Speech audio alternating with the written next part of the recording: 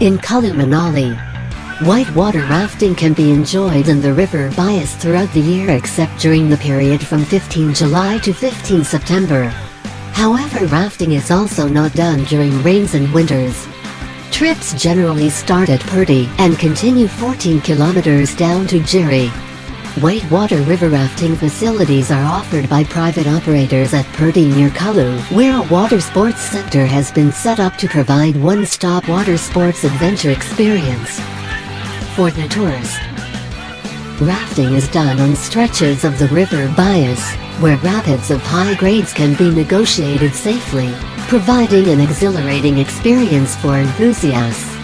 The Mountaineering Institute of Allied Sports in Manali can arrange 2-week kayaking trips on the Beas River in Oct. The Beas River is a heaven for extreme kayakers and beginner rafters alike. This river has got IV-grade rapids. Rafting begins at around 10 o'clock in the morning at Purdy and can take from a few hours to a full day.